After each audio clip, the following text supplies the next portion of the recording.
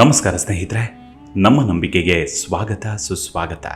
ಸ್ನೇಹಿತರೆ, ಕೋಟಿ ಚೆನ್ನಯ್ಯ ಈ ಹೆಸರು ತುಳುನಾಡಿಗೆ ಮಾತ್ರವಲ್ಲ, ಇತಿಹಾಸ ಪೌರಾಣಿಕ ಪುಟಗಳಲ್ಲೂ ಅಚ್ಚಳಿಯದೆ ಉಳಿದ ಅಜರಾಮರವಾದ ಪಾತ್ರ.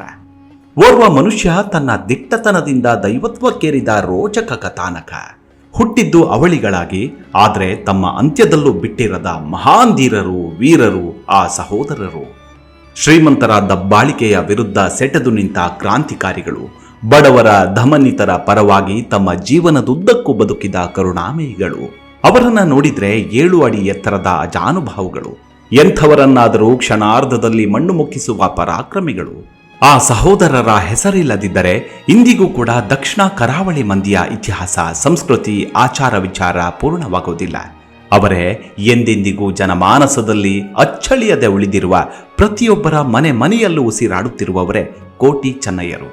ಬನ್ನಿ ಹಾಗಿದ್ರೆ ಈ ಅವಳಿ ಸಹೋದರರ ಕುರಿತಾದ ಕೆಲವೊಂದಷ್ಟು ಕುತೂಹಲಭರಿತ ಕಥಾನಕಗಳನ್ನು ಇವತ್ತಿನ ಎಪಿಸೋಡ್ನಲ್ಲಿ ತಿಳಿದುಕೊಳ್ತಾ ಹೋಗೋಣ. ಅದಕ್ಕೂ ಮುನ್ನ ನಮ್ಮ ನಂಬಿಕೆಗೆ ನಿಮ್ಮ ಬೆಂಬಲವಿರಲಿ. ಸ್ನೇಹಿತರೆ, ಇವೆರಡು ಪದಗಳೇ ಸಾಕು ತುಳುನಾಡಿನ ವೀರ ವಿಪ್ಲವದ ಕಥನವನ್ನ ಜನರ ಮುಂದೆ ಸಾಧ್ಯಾಂತವಾಗಿ ತೆರೆದಿಡಲು. ಕೋಟಿ ಚೆನ್ನಯ್ಯರ ಕಥೆಯ ಪ್ರತಿಯೊಂದು ವಿವರವೂ ಚಿತ್ತಾರವಾಗಿ ನಮ್ಮ ಕಣ್ಣ ಮುಂದೆ ಕುಣಿಯುತ್ತೆ. ತುಳುನಾಡಿನ ಮಣ್ಣಿನ ಕಣಕಣದ ಕಂಪು ಮೂಗನ್ನರಳಿಸುತ್ತೆ. ತುಳು ಜಾನಪದ ಆರಾಧನಾ ಪ್ರಕಾರಗಳಲ್ಲಿ ಭೂತಾರಾಧನೆ, ನಾಗಾರಾಧನೆ, ಸಿರಿ ಆರಾಧನೆ ಮುಖ್ಯವಾದವು. ಭೂತಾರಾಧನೆಯಲ್ಲಿ ಕುಲ ಲಾಂಛನ, ಪ್ರಾಣಿ ಸಂಬಂಧ ಭೂತಗಳು, ಮನುಷ್ಯ ಸಂಬಂಧ ಭೂತಗಳು, ಪುರಾಣ ಸಂಬಂಧ ಭೂತಗಳು, ಪ್ರಾದೇಶಿಕ ಮಹತ್ವದ ಭೂತಗಳಿವೆ. ಮನುಷ್ಯ ಸಂಬಂಧ ಭೂತಗಳಲ್ಲಿ ಭೂತ ಸಂಪರ್ಕದಿಂದ ಮನುಷ್ಯ ಭೂತವಾಗಿ ಪರಿವರ್ತನೆಗೊಂಡದ್ದು ಒಂದು ಬಗೆಯಾದರೆ, ಅಕಾಲ ಮರಣ, ಆತ್ಮಹತ್ಯೆ, ಕೊಲೆ ಸಂಬಂಧ ಭೂತವಾಗಿ ಪರಿವರ್ತನೆಗೊಂಡದ್ದು ಎರಡನೆಯ ಬಗೆ. ಈ ಎರಡನೆಯ ಬಗೆಯಲ್ಲಿ ಅವಳಿ ವೀರರು, ಸಾಂಸ್ಕೃತಿಕ ವೀರರು ಇದ್ದಾರೆ. ಕಾರಣಿಕ ಪವಾಡ ಪುರುಷರು ಇದ್ದಾರೆ. ಅವಳಿ ವೀರರಲ್ಲಿ ಕಿನ್ನಿಮಾನಿ, ಪೂಮಾನಿ ಅಂದ್ರೆ ಉಳ್ಳಾಕುಲು, ಅಬ್ಬಗ ದಾರಗ ಅಂದ್ರೆ ಸಿರಿಕುಳ್ಳು, ವೀರವಿಕ್ರಮ, ಪೆರಿಯಾಕುಳು, ಕೋಟಿ ಚೆನ್ನಯ್ಯ, ಬೈಜೇರ್ಲು, ದಯ್ಯೂಸನಿ, ಮುಗೇರ್ಲು, ಕಾಣದ ಕಾಟದ, ಮಾನ್ಯಲೆ ಪೆರ್ನಲೆ ಹೀಗೆ ಮುಖ್ಯವಾದವುಗಳು. ಅದರಲ್ಲೂ ತುಳು ಜನಪದ ಸಂಸ್ಕೃತಿಯ ಕೋಟಿ ಚೆನ್ನಯ್ಯರಿಗೆ ಮಧ್ಯಯುಗೀಯ ತುಳುನಾಡಿನ ರಾಜಕೀಯ ವ್ಯವಸ್ಥೆಯಿಂದ ತೊಡಗಿ ಸಮಕಾಲೀನ ಸಂಘ ಸಂಸ್ಥೆಗಳ ನಿರ್ವಹಣೆಯವರೆಗೆ ಚಾರಿತ್ರಿಕ ಆಯಾಮವಿದೆ. ಪಡುಮಲೆ, ಪಂಜ, ಎಣ್ಮೂರುಗಳಿಂದ ಮೊದಲ್ಗೊಂಡು ತುಳುನಾಡಿನ ಉದ್ದಗಲದವರೆಗೆ ಭೌಗೋಳಿಕ ಆಯಾಮವಿದೆ. ಪರವರಿಂದ ತೊಡಗಿ ಬಿಲ್ಲವ, ಗೌಡ, ಬಂಟ ಜನಾಂಗಗಳವರೆಗೆ ಜನಾಂಗಿಕ ಆಯಾಮವಿದೆ. ಕಾಲ, ದೇಶ, ಜನಾಂಗ ಎಂಬ ಈ 3 ಆಯಾಮಗಳ ಸೇರ್ಪಡೆಯೊಂದಿಗೆ ತುಳುನಾಡಿನ ಜನರ ಮಾನಸಿಕ ಆಯಾಮವೂ ಇದೆ. ಕೋಟಿ ಚೆನ್ನಯ್ಯರನ್ನ ನೆನಪು ಮಾಡಿಕೊಳ್ಳುತ್ತಲೇ ಮನಸ್ಸು 4-5 ಶತಮಾನಗಳ ಹಿಂದಿನ ತುಳುನಾಡಿನ ಸೀಮೆಗಳಲ್ಲಿ ಸಂಚಾರ ಹೋಗುತ್ತೆ. ಬಲ್ಲಾಳರ ಬೀಡುಗಳಲ್ಲಿ, ಮೂರ್ತೆಯವರ ಮನೆಗಳಲ್ಲಿ, ಕಂಬಳದ ಗದ್ದೆಗಳಲ್ಲಿ, ಅರವಟ್ಟಿಗೆ ಕಟ್ಟೆಗಳಲ್ಲಿ, ಹಂದಿ, ಹರಿಣ, ಹಾವುಗಳು ತುಂಬಿದ ಕಾಡುಗಳಲ್ಲಿ, ಕಾಳಗದ ಕಳಗಳಲ್ಲಿ, ದೈವ ದೇವರುಗಳ ಮಂದಿರಗಳಲ್ಲಿ ಹೊಕ್ಕು ಹೊರಡುತ್ತದೆ. ಕೋಟಿ ಚೆನ್ನಯ್ಯ ಪಾಡ್ದನದ ಕಥೆಯನ್ನ ಸಂಕ್ಷಿಪ್ತವಾಗಿ ಹೀಗೆ ಹೇಳಬಹುದು. 7 ಕಡಲು, 7ನೆಯ ಕಡಲಲ್ಲಿ ಸೂರ್ಯಬರಿ ದೇವರು ಉದಿಸಿದರು. ಸೂರ್ಯಬರಿ ದೇವರ ಎಡಬಲ ಹುತ್ತಗಳಲ್ಲಿ 2 ಕೇಂಜವ ಹಕ್ಕಿಗಳು ಹುಟ್ಟಿದವು, ಒಂದು ಗಂಡು ಮತ್ತೊಂದು ಹೆಣ್ಣು. ಆ ಹಕ್ಕಿಗಳು ಅಣ್ಣ ತಂಗಿಗಳಾಗಿದ್ದವು. ಅವು ಬೆಳೆದು ದೊಡ್ಡದಾದವು. ಆಗ ಅವುಗಳಿಗೆ ಸಂತಾನ ಫಲದ ಬಯಕೆಯಾಯಿತು. ನಾರಾಯಣ ದೇವರ ವರ ಪಡೆದು ಅಣ್ಣ ತಂಗಿ ಹಕ್ಕಿಗಳು ಗಂಡ ಹೆಂಡಿರಾದವು. ಹೆಣ್ಣು ಕೇಂಜವ ಬಸುರಿಯಾಯಿತು. ಬಸುರಿಯ ಬಯಕೆ ತೀರಿಸಲು ಗಂಡು ಕೇಂಜವ 7 ಕಡಲಾಚೆ ಹಾರಿತು. ತಾವರೆ ಹೂವಿನ ರಸ ಹೀರಲು ಹಾಕಿದ ಕೊಕ್ಕು ಸಿಕ್ಕಿಕೊಂಡು ಕೇಂಜವ ಒದ್ದಾಡಿತು. ಹೋದ ಕೇಂಜವ ಬರಲಿಲ್ಲ. ಹೆಣ್ಣು ಹಕ್ಕಿ ತನ್ನ ಗಂಡ ಹೋದ ಕಡೆಯನ್ನೇ ನೋಡುತ್ತಾ ಹೆಣ್ಣು ಹಕ್ಕಿ ಪರಿತಪಿಸಿತು. ನನ್ನ ಕೇಂಜವ ಮರಳಿ ಬಂದರೆ ನಾನಿಡುವ ಮೊದಲ ಮೊಟ್ಟೆಯನ್ನ ದೇವರ ಪಾದಕ್ಕೆ ಅರ್ಪಿಸುತ್ತೇನೆ ಎಂದು ಬಾಗೋದಿ ಹರಕೆ ಹೇಳಿತು. ಹರಕೆಯ ಫಲದಿಂದಲೋ ಏನೋ ಗಂಡು ಕೇಂಜವ ಬಂತು. ಮೊದಲ ಮೊಟ್ಟೆಯನ್ನ ಪಾದ ಕಾಣಿಕೆಗಾಗಿ ಒಯ್ಯುವಾಗ ಅದು ಜಾರಿ ಸಮುದ್ರಕ್ಕೆ ಬೀಳತ್ತೆ. 2ನೆಯ ಮೊಟ್ಟೆಯನ್ನ ಒಯ್ಯುವಾಗ ಅದು ಭೂಮಿಗೆ ಬಿದ್ದು ಒಡೆದು ಚೂರಾಯಿತು. ಆ ಚಿಪ್ಪು ಬಿದ್ದಲ್ಲಿ ಕಂಚು ಕಡಂ ಗಂಧರ ಮನೆಯಾಯಿತು. ತಿರುಳು ಬಿದ್ದಲ್ಲಿ ಮುನ್ನ ಮೈಕಂದರ ಮನೆಯಾಯಿತು. ಹೀಗೆ ಒಂದು ಅರಮನೆಯಲ್ಲಿ ಏಕನ ಸಾಲೇರ್, ಇನ್ನೊಂದರಲ್ಲಿ ಗುಂಡು ದಬ್ಬೆ ದಯ್ಯಾರ್, ಗಿಳಿರಾಮು ಜನಿಸ್ತಾರೆ. ಇವರಿಬ್ಬರಿಗೆ ಮದುವೆಯಾಗಿ ಬಾಮಲ್ಲ ಕುಮಾರ ಜನಿಸಿದ. ತೊಟ್ಟಿಲ ಮಗುವಾಗಿದ್ದಾಗಲೇ ಬಾಮಲ್ಲ ಕುಮಾರ ಆಳಿ ಊರಲ್ಲಿ ಆಡುತ್ತಿದ್ದ 1001 ಅಸುರರ ಮಕ್ಕಳ ಜೊತೆ ಆಡಲು ಹೋದ. ಆದರೆ ಕುಮಾರನೊಡನೆ ಆಟದಲ್ಲಿ ಸೋತ ಅಸುರರ ಮಕ್ಕಳು ಆತನನ್ನ ಬಾವಿಗಿಳಿಸಿ ಮೇಲೆ ಕಲ್ಲು ಚಪ್ಪಡಿ ಹಾಸಿದರು. ಹರಕ್ಕೆ ಸಲ್ಲಿಸಿ ಅದೇ ದಾರಿಯಲ್ಲಿ ಬರುತ್ತಿದ್ದ ಕುಮಾರನ ತಾಯಿ ಮಗನನ್ನ ಬಾವಿಯಿಂದ ಮೇಲೆತ್ತುತ್ತಿದ್ಲು.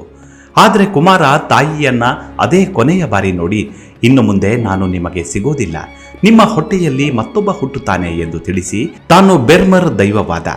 ದಯ್ಯಾರಿಗೆ ಮುಂದೆ ಜನಿಸಿದ ಮಗನೇ ಪೆರ್ಮಲೆ ಬಲ್ಲಾಳನಾದ. ಸಮುದ್ರ ಪಾಲಾದ ಮೊಟ್ಟೆ ಸ್ನಾನ ಮಾಡುತ್ತಿದ್ದ ಪೆಜನಾರ್ ಎಂಬ ಬ್ರಾಹ್ಮಣನಿಗೆ ನಿಂಬೆ ಹಣ್ಣಾಗಿ ಕಾಣಸಿಕ್ಕತ್ತೆ. ಆತ ಅದನ್ನ ಮನೆಗೊಯ್ದು ಹೆಂಡತಿ ವಾಪತ್ತಿ ಮದಿಮಾಳ್ ಕೈಯಲ್ಲಿ ಕೊಟ್ಟ. ಆಕೆ ಆ ಹಣ್ಣನ್ನ ಅಕ್ಕಿಯ ಪಾತ್ರೆಯಲ್ಲಿಟ್ಲು. ಮರುದಿನ ಹಣ್ಣು ಇದ್ದಲ್ಲಿ ಹೆಣ್ಣು ಮಗು ಕಾಣಿಸಿಕೊಳ್ಳುತ್ತೆ. ಮಕ್ಕಳಿಲ್ಲದ ಪೆಜನಾರ್ ದಂಪತಿ ಮಗುವಿಗೆ ಜೇವು ಕೇದಗ ಎಂದು ಹೆಸರಿಟ್ಟು ಸಾಕ್ತಾರೆ. ಆಕೆ ಬೆಳೆದು ದೊಡ್ಡವಳಾಗ್ತಾಳೆ.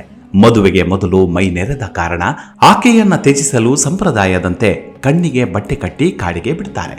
ಸಂಕಮಲೆ ಕಾಡಿಗೆ ಮೂರ್ತೆ ಕೆಲಸಕ್ಕಾಗಿ ಬಂದಿದ್ದ ಸಾಯನ ವೈದ್ಯ ಗೋಳಾಡುತ್ತಿದ್ದ ಜೇವು ಕೇದಳನ್ನ ರಕ್ಷಿಸಿದ. ಮನೆಗೆ ಕರೆದೊಯ್ದು ದೇಯಿ ಎಂದು ಹೆಸರಿಟ್ಟು ಸಾಕಿ ಸಲಹುತ್ತಾನೆ. ಮುಂದೆ ಕಗ್ಗು ಹಿತ್ತಿಲು ಕಾಂತಣ್ಣ ವೈದ್ಯನಿಗೆ ಮದುವೆ ಮಾಡಿಕೊಟ್ಟ. ಪರ್ಮಲೆ ಸೀಮೆಯ ಬಲ್ಲಾಳ ಒಂದು ಬಾರಿ ಬೇಟೆಯಾಡಲು ಜನ ಸೇರಿಸಿಕೊಂಡು ಕಾಡಿಗೆ ಹೋದ. ಕಾಡು ಹಂದಿಯೊಂದಕ್ಕೆ ಬಾಣ ಹೊಡಿದ. ಆಗಲೇ ಬಲ್ಲಾಳನ ಕಾಲಿಗೆ ಮುಳ್ಳೊಂದು ಬಲವಾಗಿ ಚುಚ್ಚಿಕೊಳ್ಳುತ್ತೆ. ಬಲ್ಲಾಳ ನೋವು ತಡೆಯಲಾರದೆ ಅಲ್ಲೇ ಕುಸಿದು ಬಿದ್ದ. ಯಾವ ವೈದ್ಯನಿಂದಲೂ ಕಾಲು ನೋವು ಕಡಿಮೆಯಾಗಲಿಲ್ಲ. ಪ್ರಾಣಾಂತಿಕ ಸ್ಥಿತಿಯಲ್ಲಿದ್ದ ಬಲ್ಲಾಳ ತನ್ನನ್ನ ಬದುಕಿಸಲು ಯಾರನ್ನಾದರೂ ಕರೆತರುವಂತೆ ಮೊರೆಯಿಟ್ಟ. ಏರಾಜೆಯ ಸಾಯನ ವೈದ್ಯನ ತಂಗಿ ದೇಯಿ ವೈದ್ಯತಿ ನಾಟಿ ವೈದ್ಯದಲ್ಲಿ ಹೆಸರು ಪಡೆದಿದ್ಲು.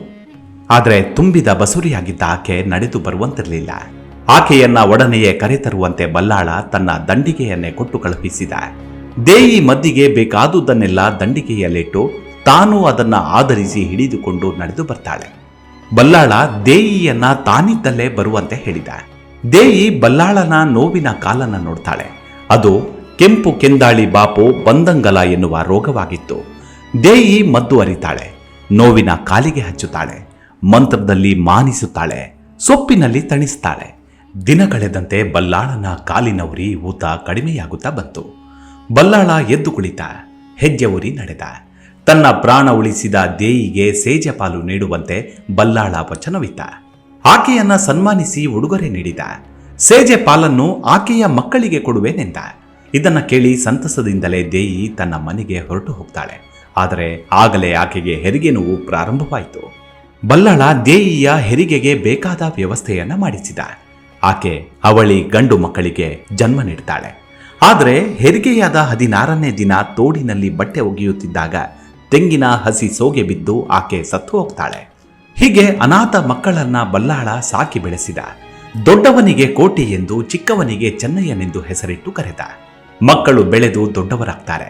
ಮುಂದೆ ಅವರ ಮಾವ ಸಾಯನ ವೈದ್ಯನನ್ನ ಕರೆಸಿ ಅವನ ಜೊತೆ ಕಳುಹಿಸಿಕೊಟ್ಟ. ಅವರಿಗೆ ಉಣಲು ಉಡಲು ಬೇಕಾದುದೆಲ್ಲವನ್ನ ಬೀಡಿನಿಂದಲೇ ಕೊಡಿಸಿದ. ಸಾಯನನ ಆರೈಕೆಯಲ್ಲಿ ಕೋಟಿ ಚೆನ್ನಯ್ಯರು ಬೆಳೆದು ದೊಡ್ಡವರಾಗ್ತಾರೆ. ಮುಂದೆ ಅವರು ಮಾವ ಸಾಯನನ ಅನುಮತಿ ಪಡೆದು ಗರಡಿ ಸಾಧನೆಗೆ ಹೊರಡ್ತಾರೆ. ಗರಡಿ ವಿದ್ಯೆ ಕಲಿತು ಬಂಟರಾಗ್ತಾರೆ.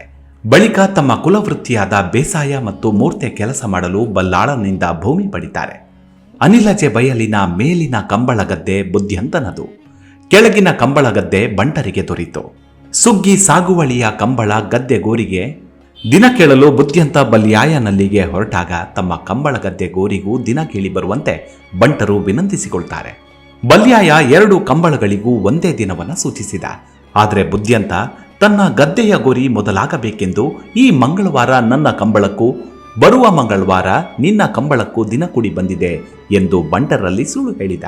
ಬುದ್ಧಿಯಂತನ ಮತ್ಸರ ಬುದ್ಧಿಯನ್ನ ತಿಳಿದ ಬಂಟರು ಅದೇ ದಿನ ತಮ್ಮ ಗದ್ದೆ ಗೋರಿಯನ್ನು ಮಾಡಿ ಮುಗಿಸಬೇಕೆಂದು ಯೋಚಿಸಿ ಊರೆಲ್ಲ ತಿಳಿಸಿ ಬಂದರು. ಗದ್ದೆಗೋರಿಯ ದಿನ ಬುದ್ಧಿಯಂತನ ಕಂಬಳ ಗದ್ದೆಗಿಂತ ಮೊದಲೇ ಬಂಟರ ಕಂಬಳ ಉತ್ತು ಬಿತ್ತು ಮುಗಿತು. ಗದ್ದೆ ಉತ್ತು ಬಿತ್ತು 7ನೇ ದಿನ ಕೋಟಿ ಗದ್ದೆಯ ನೀರು ಕಟ್ಟಲು ಅಲ್ಲಿಗೆ ತೆರಳಿದ್ದ. ಚೆನ್ನಯ್ಯ ಎಂದಿನಂತೆ ಸಂಕಮಲೆಗೆ ಮೂರ್ತೆಯ ಕೆಲಸಕ್ಕೆ ಹೋಗಿದ್ದ. ಬುದ್ಧಿಯಂತ ತನ್ನ ಗದ್ದೆಯ ಮಿಕ್ಕ ನೀರನ್ನೆಲ್ಲ ಬಂಟರ ಗದ್ದೆಗೆ ಬಿಟ್ಟಿದ್ದ. ಪರಿಣಾಮವಾಗಿ ಬಂಟರ ಗದ್ದೆಯ ಮೊಳಕೆಗಳೆಲ್ಲ ನೀರಿನಲ್ಲಿ ಕೊಚ್ಚಿ ಹೋದವು. ಇದನ್ನ ಕಂಡು ಕೋಟಿ ಆತನನ್ನ ವಿಚಾರಿಸಿದಾಗ ಬುದ್ಧಿಯಂತ ಬಂಟರನ್ನ ಹೀನಾಯವಾಗಿ ಬಯ್ಯತೊಡಗಿದ. ಮೂರ್ತೆ ಮಾಡುತ್ತಿದ್ದ ಚೆನ್ನಯ್ಯ ತಾಳೆ ಮರದ ತುದಿಯಿಂದಲೇ ಕೇಳಿಸಿಕೊಂಡ. ಕೈಯಲ್ಲಿ ಕತ್ತಿ ಸಮೇತ ಓಡಿ ಬಂದಿದ್ದ ಚೆನ್ನಯ್ಯನ ಆವೇಶ ಕಂಡು ಬುದ್ಧಿಯಂತ ಅಧೀರನಾದ. ತಾನು ಕುಳಿತಿದ್ದ ಪದ್ಮ ಕಟ್ಟೆಯಿಂದ ಇಳಿದು ಓಡತೊಡಗಿದ. ಚೆನ್ನಯ್ಯ ಆತನನ್ನ ಬೆನ್ನಟ್ಟಿದ. ಜುಟ್ಟು ಹಿಡಿದು ಕೆಡವಿ ಹಾಕಿದ. ಬಿದ್ದಲ್ಲಿಗೆ ತನ್ನ ಕತ್ತಿಯಿಂದ ತಿವಿದು ಬುದ್ಧಿಯಂತನನ್ನ ಕೊಂದೇ ಬಿಟ್ಟ. ಮೇಲಿನ ಗದ್ದೆಯಿಂದ ತಮ್ಮ ಗದ್ದೆಗೆ ಬೀಳುತ್ತಿದ್ದ ಒಡ್ಡಿಗೆ ಆತನ ದೇಹವನ್ನ ಇಟ್ಟು ಅವರಿಬ್ಬರೂ ಒಂದೊಂದೇ ಹಾರೆ ಮಣ್ಣೆತ್ತಿ ಆತನ ಅಂಗಾಂಗಗಳನ್ನು ಮುಚ್ಚುತ್ತಾರೆ. ಆತನ ಮೈ ಉಡುಪು ಕಳಚಿ ಹಾರೆಗೆ ತೊಡಿಸಿ ಆತನು ಕುಳಿತುಕೊಳ್ಳುವ ಪದ್ಮ ಕಟ್ಟೆಯಲ್ಲಿ ನಿಲ್ಲಿಸಿ ಅವನ ಮನೆಗೆ ಹೋಗಿ ಅಟ್ಟ ಹತ್ತಿ ಚೆಂಡು ಇಳಿಸಿ ಎತ್ತಿಕೊಂಡು ಆಳುತ್ತಾ ಹೋದ್ರು. ಬುದ್ಧಿಯಂತನ ಕೊಲೆ ಮಾಡಿದ ಕೋಟಿ ಚೆನ್ನಯ್ಯರನ್ನ ಬಲ್ಲಾಳ ತನ್ನ ಬೀಡಿಗೆ ಕರೆಸಿ ವಿಚಾರಿಸಿದ. ಕೋಟಿ ಚೆನ್ನಯ್ಯರು ತಮ್ಮ ತಾಯಿಗೆ ಕೊಟ್ಟಿದ್ದ ವಚನವನ್ನ ಈಡೇರಿಸುವಂತೆ ನೆನಪು ಹುಟ್ಟಿಸಿದ್ರು. ಬೀಡಿನ ಬಾಕಿ ಮಾರುಗದ್ದೆ ಪದ್ಮಕಟ್ಟೆಯ ಕೆಂದಾಳೆ, ಹಟ್ಟಿಯ ಸರಳೆಮ್ಮೆ, ವರ್ಷದಲ್ಲಿ ತುಳುವ ಮತ್ತು ಬರ್ಕೆ ಹಣ್ಣು ಒಟ್ಟಿಗೆ ಬೆಳೆಸುವ ಹಲಸಿನ ಮರ, ಇವುಗಳಲ್ಲಿ ಒಂದನ್ನ ಕೇಳಿದಾಗ ಬಲ್ಲಾಳ ಅವುಗಳನ್ನ ಕೊಡುವುದಿಲ್ಲ ಎಂದ. ಕೊನೆಗೆ ಆ ಬಂಡರು, ನಿಮ್ಮ ಅಬ್ಬೆಯಂದಿರು ತಿರುಗಾಡುವ ಹೂವಿನ ಹಿತ್ತಲಿದೆ, ಅದನ್ನ ಕೊಡಿ ಎಂದರು. ಹೂವಿನ ಹಿತ್ತಲು ಕೇಳಿದವರು, ನಾಳೆ ನನ್ನ ಅಬ್ಬೆಯರನ್ನು ಕೇಳದೆ ಬಿಡುವರೆ, ನಿಮ್ಮದು ಅಧಿಕವಾಯಿತು, ನಿಮ್ಮಂತಹ ಕೊಲೆಗಾರರಿಗೆ ತಕ್ಕ ಶಿಕ್ಷೆ ಆಗಲೇಬೇಕು ಎಂದು ಬಂಟರನ್ನ ಬಂಧಿಸಲು ಬಲ್ಲಾಳ ಆಜ್ಞಾಪಿಸಿದ. ನಮ್ಮ ಮಾತನ್ನ ಈಡೇರಿಸಲು ನಿಮಗೆ 6 ತಿಂಗಳ ಗಡುವು ಎಂದು ಬಂಟರು ಚಾವಡಿಯ ಬೋದಿಗೆಯ ಕಂಬಕ್ಕೆ ಕಡುವಿಟ್ಟು ಸಿಟ್ಟಿನಿಂದ ಇಳಿದು ಕಣ್ಮರೆಯಾಗ್ತಾರೆ. ಪಡುಮಲೆಯ ಊರನ್ನ ತೊರೆದು ಹೋದ ಬಂಟರು ಪಂಜ ಸೀಮೆಯತ್ತ ನಡೆದು ಹೋಗ್ತಾರೆ. ಪಂಜದ ದಾರಿಯಲ್ಲಿ ಸಾಗುತ್ತಿದ್ದಾಗ ಸಹೋದರರು ಒಂದು ಮನೆಗೆ ಬಂದು ಬಾಯಾರಿಕೆಗೆ ನೀರು ಕೇಳಿದಾಗ ಹೆಣ್ಣೊಬ್ಬಳು ತಂಬಿಗೆ ನೀರು ಹೊರಗೆ ತರ್ತಾಳೆ. ನಾವು ಜಾತಿ ನೀತಿ ವಿಚಾರಿಸದೆ ನೀರು ಕುಡಿಯುವವರಲ್ಲ, ನಿಮ್ಮ ಹೆಸರು, ಜಾತಿ, ಕುಲ ತಿಳಿಸಬೇಕು ಎಂದು ಆಕೆಯ ಪರಿಚಯ ಕೇಳ್ತಾರೆ. ಕಿನ್ನಿದಾರು ಹೇಳಿದ ಮಾತುಗಳೆಲ್ಲವನ್ನ ಆಲಿಸಿದ ಸಹೋದರರು, ಅಕ್ಕ, ಕೋಟಿ ಚೆನ್ನಯ್ಯರೇ ನಾವು ಎಂದಾಗ ಕಿನ್ನಿದಾರುವಿಗಾದ ಆನಂದ ಅಷ್ಟಿಷ್ಟಲ್ಲ. ಮೂರ್ತಿಗೆ ಹೋಗಿದ್ದ ಕಿನ್ನಿದಾರುವಿನ ಗಂಡ ಪಯ್ಯ ವೈದ್ಯ ಮನೆಗೆ ಬಂದ. ಕೋಟಿ ಚೆನ್ನಯ್ಯರು ತಮ್ಮ ಅಕ್ಕ ಭಾವನ ಉಪಚಾರದಲ್ಲಿ ಕೆಲವು ದಿನ ಅಲ್ಲೇ ಉಳಿತಾರೆ. ಪಯ್ಯ ವೈದ್ಯನ ಮೂಲಕ ಅವರು ಪಂಚದ ಕೇಮರ ಬಲ್ಲಾಳರನ್ನ ಭೇಟಿಯಾಗಲು ಹೋಗ್ತಾರೆ. ಇದೇ ಕಾಲಕ್ಕೆ ಕೇಮರ ಬಲ್ಲಾಳನಿಗೆ ಪಡುಮಲೆ ಬಲ್ಲಾಳ ಬರೆದು ಕಳಿಸಿದ್ದ ಓಲೆ ಸಿಕ್ಕತ್ತೆ. ಕೋಟಿ ಚೆನ್ನಯ್ಯರೆನ್ನುವ ಕೊಲೆಗಡುಕರಿಬ್ಬರು ಮಂತ್ರಿ ಬುದ್ಧಿಯಂತನನ್ನ ಕೊಂದು ತಲೆಮರೆಸಿಕೊಂಡಿದ್ದಾರೆ. ಅವರೆಲ್ಲೇ ಸಿಕ್ಕಿದರೂ ಹಿಡಿದು ಕಳುಹಿಸಬೇಕು, ಇಲ್ಲವೇ ಶಿಕ್ಷಿಸಬೇಕು ಎಂಬುದನ್ನ ಓಲೆ ಒಕ್ಕಣಿಸಿತ್ತು. ತನ್ನ ಬೀಡಿಗೆ ಆಗಮಿಸಿದ ವೀರರಿಬ್ಬರನ್ನು ಕೇಮರ ಬಲ್ಲಾಳ ಸ್ವಾಗತಿಸುವ ನಾಟಕ ಹೂಡಿದ. ಚಂದುಗಿಡಿ ಎನ್ನುವ ದಂಡ ದಳಪತಿಯ ಮೂಲಕ ಅವರನ್ನ ಬಂಧಿಸಲು ಸೂಚನೆ ಇದ್ದ. ಚಂದುಗಿಡಿ ತನಗೆ ಪ್ರತಿಸ್ಪರ್ಧಿಗಳಾಗಬಹುದಾದ ಕೋಟಿ ಚೆನ್ನಯ್ಯರ ಬಲವನ್ನ ಕುಗ್ಗಿಸಲು ಸಹಜವಾಗಿ ಮುಂದೆ ಬಂದ. ಅವರನ್ನ ಮುಂಡು ಮಾಳಿಗೆಯ ದಿಂಡು ಸಂಕೋಲೆಯಲ್ಲಿ ಉಪಾಯದಿಂದ ಕೂಡಿ ಹಾಕಿದ. ಅನಿರೀಕ್ಷಿತವಾಗಿ ಮೋಸದ ಬಂಧನಕ್ಕೆ ಒಳಗಾದ ವೀರರು ಏನೂ ಮಾಡಲಾಗದೆ ಪರಿತಪಿಸ್ತಾರೆ. ತಮ್ಮ ಕುಲದ ಬೆರ್ಮರ್ ದೈವವನ್ನ ಸ್ಮರಿಸ್ತಾರೆ. ಕತ್ತಲೆ ತುಂಬಿದ ಆ ಗೋಡೆಯ ಸಂಧಿಯಿಂದ ಬೆಳಕು ಹರಿಯುವುದು ಕಂಡುಬಂತು. ಪರೀಕ್ಷಿಸಿ ನೋಡಿದರೆ ಗೋಡೆ ಒಂದಷ್ಟು ಉದ್ದ ಬಿರುಕು ಬಿಟ್ಟಿತ್ತು. ಇದೇ ಅವರಿಗೆ ವರವಾಗಿ ಪರಿಣಮಿಸಿತು. ಮೊದಲಿನಿಂದಲೂ ಗಡಿ ಘರ್ಷಣೆ ಸಂಬಂಧವಾಗಿ ಹಗೆತನವಿತ್ತು. ಕೋಟಿ ಚೆನ್ನಯ್ಯನ ಶೌರ್ಯವನ್ನ ಕೇಳಿ ತಿಳಿದುಕೊಂಡಿದ್ದ ಆತ, ಅಂತಹ ವೀರರು ತನ್ನ ರಾಜ್ಯದಲ್ಲಿದ್ದರೆ ನೆರೆ ರಾಜ್ಯಗಳ ಕಿರುಕುಳ ತಪ್ಪಿಸಬಹುದು ಎಂದುಕೊಂಡಿದ್ದ. ಅದಕ್ಕೆಂದು ಕಿನ್ನಿ ಚೆನ್ನಯ್ಯ ಎನ್ನುವ ಬಂಟನನ್ನ ಕಳುಹಿಸಿದ. ಕಿನ್ನಿ ಚೆನ್ನಯ್ಯನ ಜೊತೆಗೂಡಿ ಕಾಡಿನ ದಾರಿಯಲ್ಲಿ ಸಾಗುತ್ತಿದ್ದಾಗ ಅವರು ಎತ್ತರವಾದ ಬೆಟ್ಟದ ಮೇಲೆ ಯಾವುದೋ ಗುಡಿಯನ್ನ ಕಾಣ್ತಾರೆ.